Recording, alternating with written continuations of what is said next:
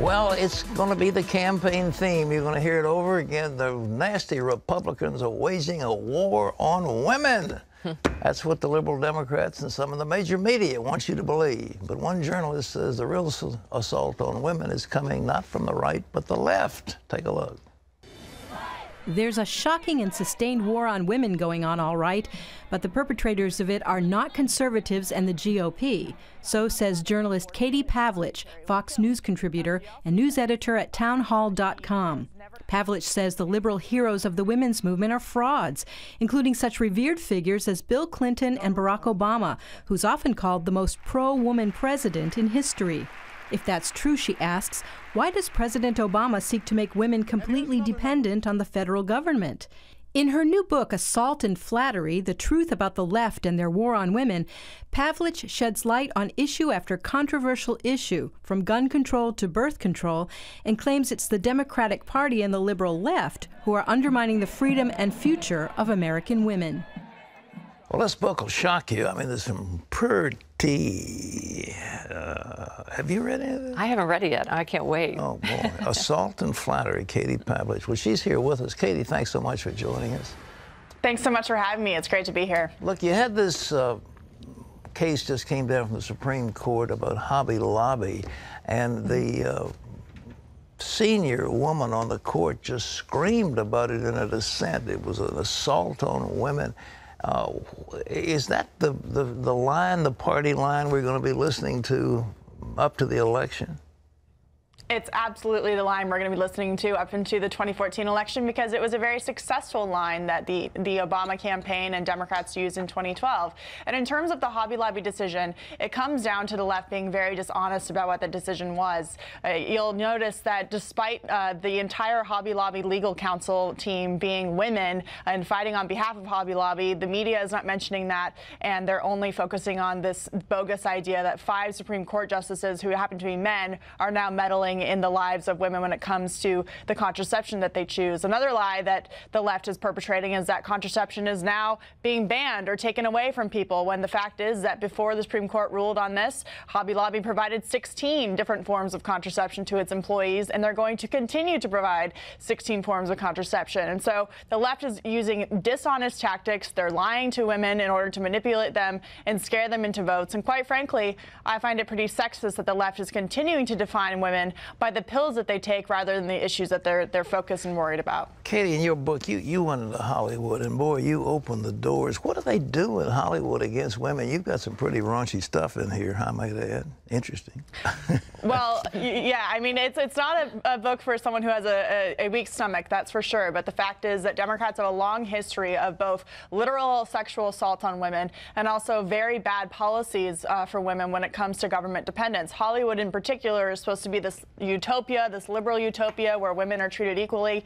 But when you actually take a look at the details, women are treated very poorly in Hollywood. They're treated as sex objects, and powerful men like Roman Polanski, who raped a young woman before she was 18, and men like Woody Allen, who was accused of raping a child, are excused, and they're not held accountable for their actions. And I don't think the argument holds water that the left says that's not a war on women, when they want to brush aside those actions and excuse them, especially for a place like Hollywood, which is supposed to be a liberal utopia for women. Well, I can give you some horror stories about, makeup ladies in one particular show that were, one of their job requirements was to service the guests. But I won't go into that, but that happens. What about the White House? I understand that they don't pay as much to women as they do to men. Right. So Barack Obama is billed as one of the most pro-women presidents in history. And first off, I want to start with his 2012 campaign. We remember the life of Julia and how they portrayed this woman from birth to death, depending on the government for everything, from her housing to her contraception to her health care to raising her child. But why is it that when feminists are always screaming sexism, they weren't concerned about the Obama administration not asking about the life of John? Why was it that they only portrayed women as the weaker of the genders and not capable of taking care of themselves without the government holding their hand? On the issue of Barack Obama himself, he has put forward very damaging policies for women, making them more dependent on the government, telling them the government will take care of them. And then, of course, he's out still to this day, 6 years later, as he took office in 2009, claiming that we need to have equal pay for women, yet in his own White House for 6 years, he has paid women significantly less than men for the exact same positions in his White House. So that is hypocritical on its own, but as a more general argument, Barack Obama's policies are very bad for women. If you take a look around the world at the socialist countries that we have, women are not in a better position there than they are in the United States, and yet Barack Obama is trying to tear down those economic opportunities, which affect really all of us, to be quite frank. The front runner of the Democratic Party for president is Hillary Clinton, who's married to a man named Bill Clinton. You weren't too complimentary about either of them in your book. You want to enlarge on that?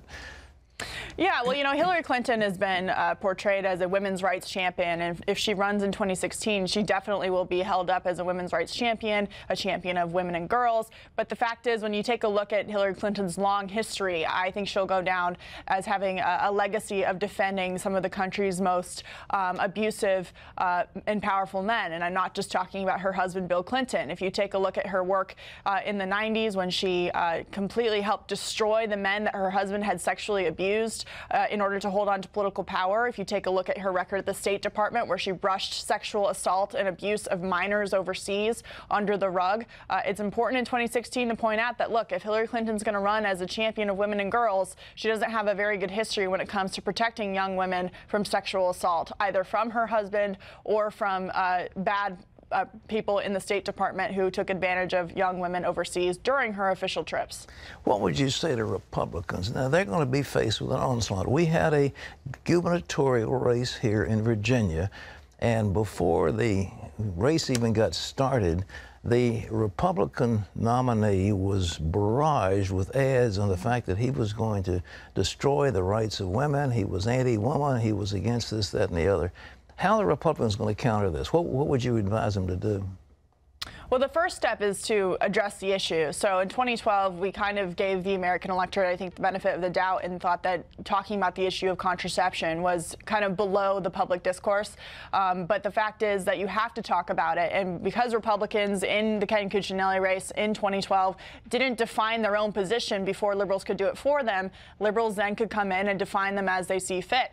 It's important to get out in front of the issue, take a stand on whatever issue you think is important, make that statement, and stand by it, define yourself before the left is able to define you instead. You know, Terry McAuliffe was able to define Ken Cuccinelli as kind of a knuckle-dragging Neanderthal who wanted to get rid of all women's rights because Ken Cuccinelli, quite frankly, didn't do the best job of getting out in front right away and stating his position. He kind of ignored it and hoped that it would go away. That doesn't work. It has to be addressed quickly, swiftly, at the beginning, and then they can move on to other issues.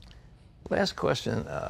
Women are as smart as men, some a lot smarter, but why are they like sheep on this issue? Why do they believe this left-wing lie?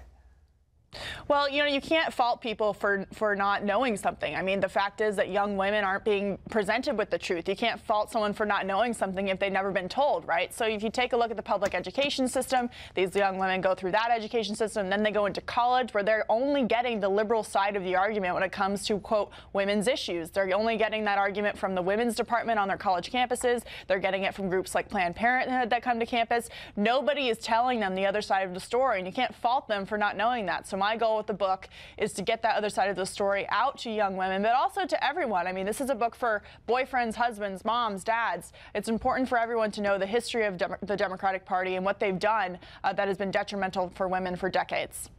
Katie, thank you for being with us. The book is called Assault and Flattery, and this sweet, innocent little girl has got stuff in here that you curl your hair. Here. Thank you. Okay. She is a smart cookie. Yeah, that lady is amazing. she's got the issues and she's tough, but that's quite a book. Okay.